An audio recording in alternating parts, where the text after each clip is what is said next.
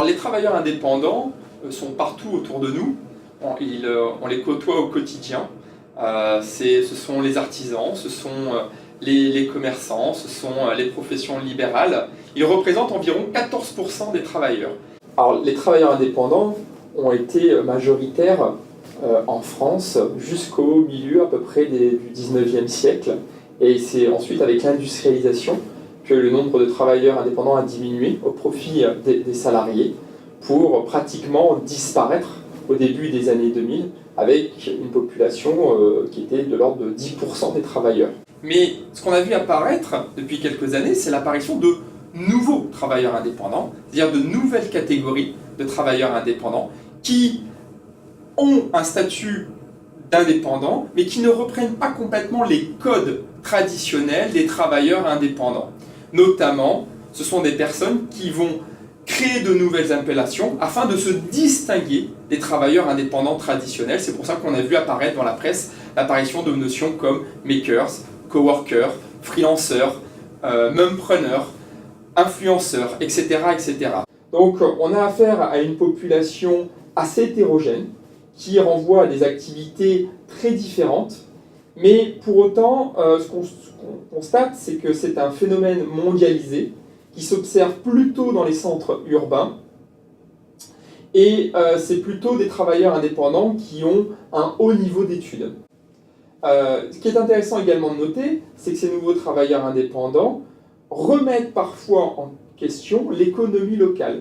Par exemple, on a pu observer à Paris, notamment dans une ville qui est dans le 93 comme Montreuil, l'arrivée depuis plus de 20 ans maintenant d'une nouvelle catégorie de travailleurs très créatifs qui sont plutôt des travailleurs indépendants, qui sont plutôt dans le domaine de la culture et de la créativité au sens large, et qui sont venus chambouler en fait cette ville, son économie locale, et transforme en fait le tissu économique. Alors en quoi ces nouveaux travailleurs indépendants questionnent le travail ?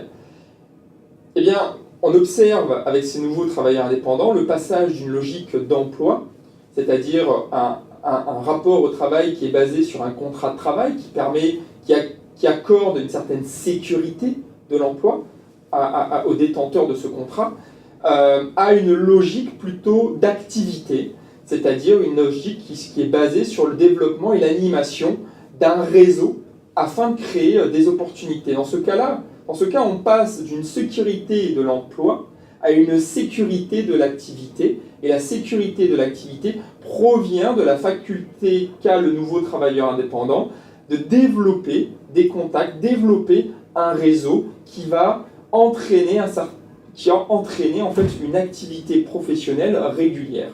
Alors, est-ce que ces nouveaux travailleurs indépendants influencent le monde du travail au sens large ?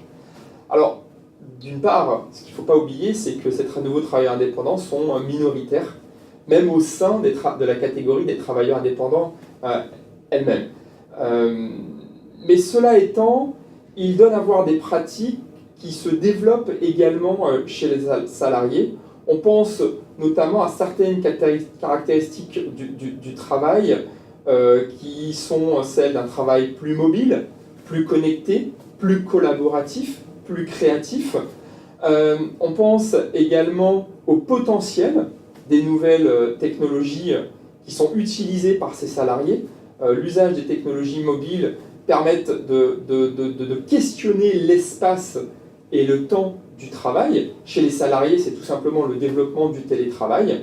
Et au-delà de ça, ces nouveaux travailleurs indépendants sont, pour tous les travailleurs, des expérimentateurs qui testent, qui essaient, qui réussissent parfois, qui échouent, mais qui en tout cas nous proposent de nouvelles façons de travailler et surtout nous proposent un nouveau rapport au travail.